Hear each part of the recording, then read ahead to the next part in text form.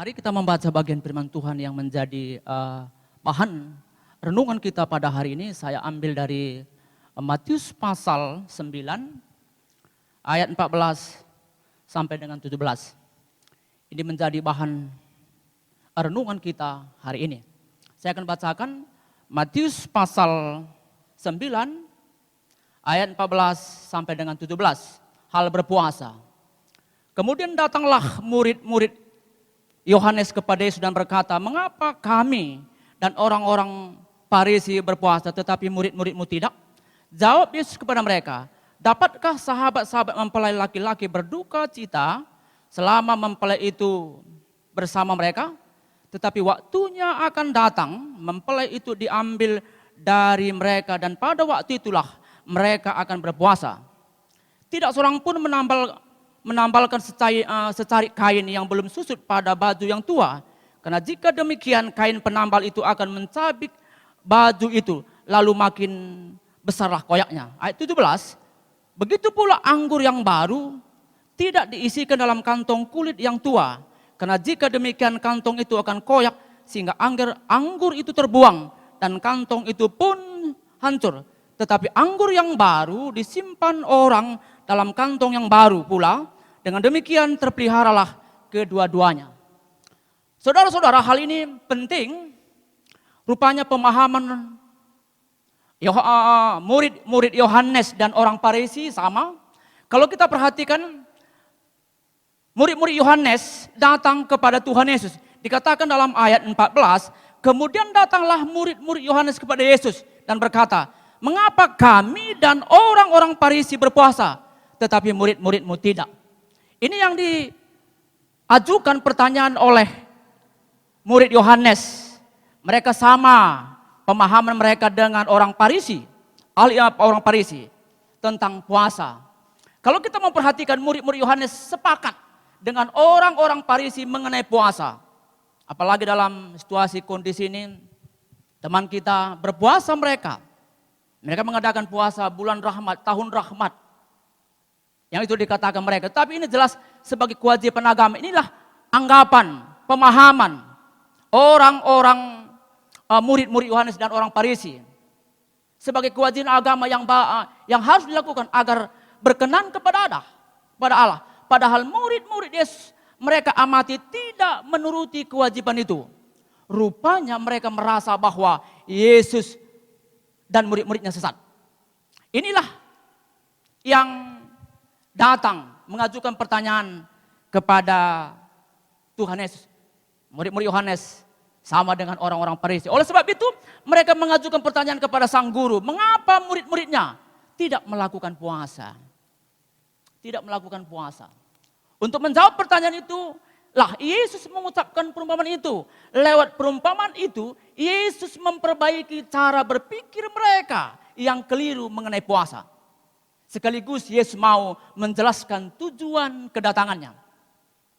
Ini yang dikatakan oleh Tuhan Yesus dalam ayat 14 itu pertanyaan. Dan ayat 15 itu jawaban yang diberikan oleh Tuhan Yesus dan seterusnya. Ada 3 hal yang Yesus tekankan dalam perumpamaan ini. Ada 3 hal yang Yesus tekankan dalam perumpamaan ini. Yang pertama Yesus menegaskan bagaimana hubungannya terhadap murid-muridnya. Hubungan Tuhan Yesus dengan murid-muridnya, itu yang pertama. Ia mengatakan bahwa relasinya dengan murid-muridnya adalah ibarat mempelai.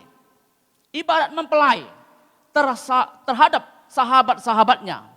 Markus dan Lukas, kalau kita pelajari Injil Sinoptis, Matius, Markus dan Lukas, mencatat bahwa dalam hubungan yang intim itu, murid-murid tidak dapat berpuasa. Inilah yang dijelaskan Tuhan Yesus kepada murid-murid Yohanes. Dan itu bagian pertama. Bagian kedua, selanjutnya Yesus menjelaskan bahwa waktunya akan datang. Waktunya akan datang. Pada waktu itulah mereka akan berpuasa. Matius menjelaskan bahwa Yesus mengatakan ia akan diambil dari tengah-tengah mereka. Maka pada waktu itulah murid-murid akan berduka cita. Kalau dikaitkan dengan saat kematian dan kebangkitan Yesus, murid-murid secara psikologis merasa kecewa dan ketakutan. Kalau kita perhatikan saat kematian dan kebangkitan Tuhan Yesus, saat penderitaannya, murid-murid itu kebanyakan lari, menyembunyikan diri. Kalau dikaitkan dengan saat kematian dan kebangkitan, murid-murid secara psikologis merasa kecewa dan ketakutan. Mereka menyembunyikan diri. Tentu saja mereka berduka cita dan berpuasa. Ini bagian kedua. Bagian ketiga, Yesus menjelaskan perumpamaan ini. Kibrat dan anggur jika dianalisa dapat diringkas sebagai berikut. Yang pertama, baju yang tua ditambal dengan kain yang belum susut. Baju yang tua ditambal dengan kain yang belum susut, maka akan tercabiklah dan besarlah koyak baju yang tua itu. Dalam Lukas mencatat tidak cocok. Ini poin pertama dan kedua tadi, yang ketiga yang terkata kantong kulit yang tua diisi dengan anggur yang baru, maka kantong itu akan berikutnya akan anggur barunya akan hancur dan terbuang. Murid-murid Yohanes dan orang Farisi berpegang teguh pada tradisi yang lama. Murid-murid Yohanes dan orang Farisi berpegang teguh kepada tradisi yang lama, yang menganggap bahwa puasa adalah kewajiban. Ini anggapan mereka kewajiban sebagai syarat agar berkenan kepada Allah. Ini anggapan murid-murid Yohanes dan orang Farisi.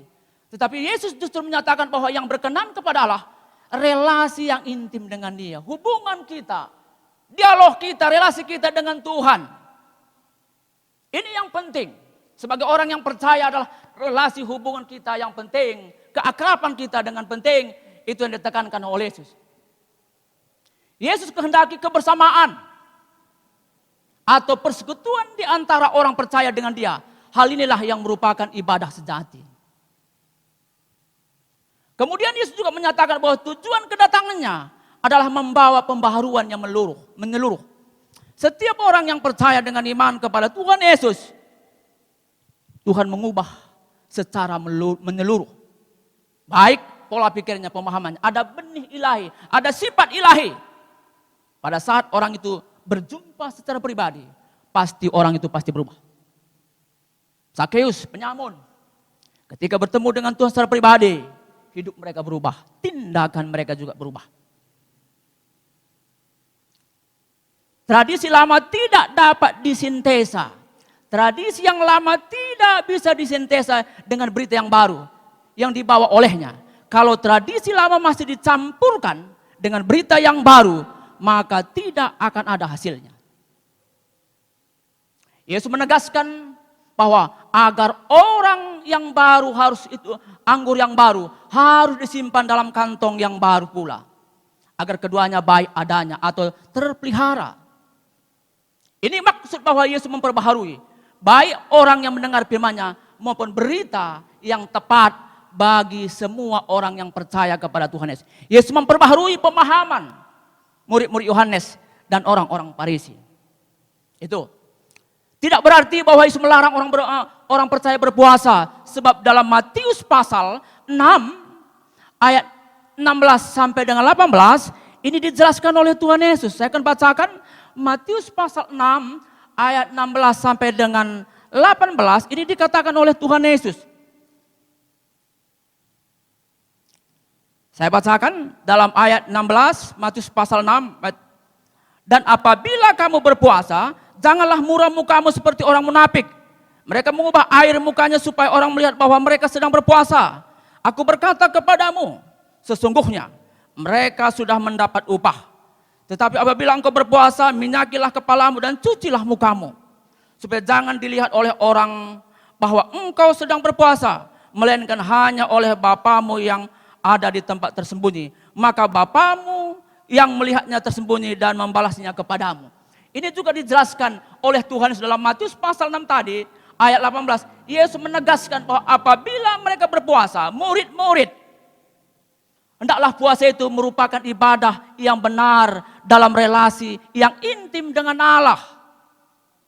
Puasa bukanlah kewajiban tambahan agar seseorang diterima oleh Allah.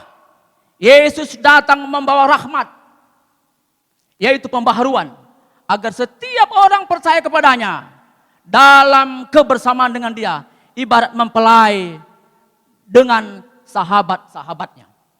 Ini penting sekali, hubungan relasi kita yang intim dengan Tuhan. Ini dijelaskan oleh Tuhan tadi. Yesus menjelaskan, Yesus mengubah, memperbaharui konsep pemahaman orang-orang murid-murid Yohanes dan orang Farisi. Kesimpulan, pertama kita mengucap syukur bahwa Yesus datang memperbaharui kita secara menyeluruh.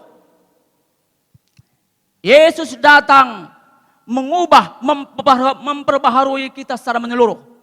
Ia juga memberikan berita yang baru kepada kita. Yesus cukup menjadi dasar keselamatan kita. Tidak perlu lagi ditambah embel-embel. Embel-embel lain yang ia inginkan agar kita menikmati kebersamaan yang intim bersama Dia setiap saat dan setiap waktu. Itu yang Yesus tekankan. Kalau kita perhatikan hubungan Tuhan Yesus dengan murid-murid, keakraban mereka bersama. Dia menjelaskan tentang makna puasa yang sejati. Kalau kita berpuasa, makna puasa itu haruslah merupakan ibadah yang sejati.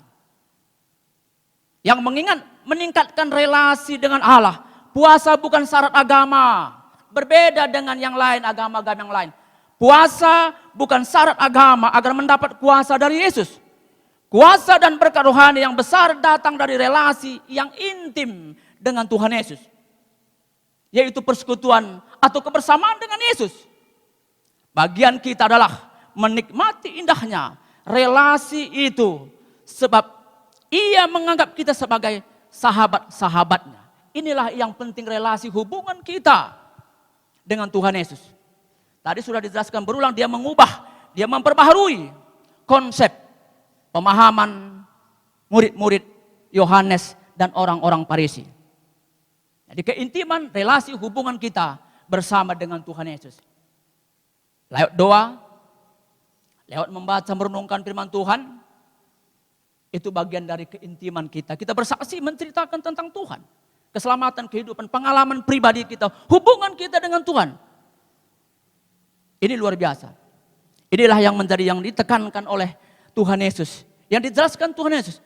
Yesus datang untuk mengubah, memperbaharui, dan mengubah konsep pola pandang setiap orang yang percaya dengan iman kepada Tuhan Yesus.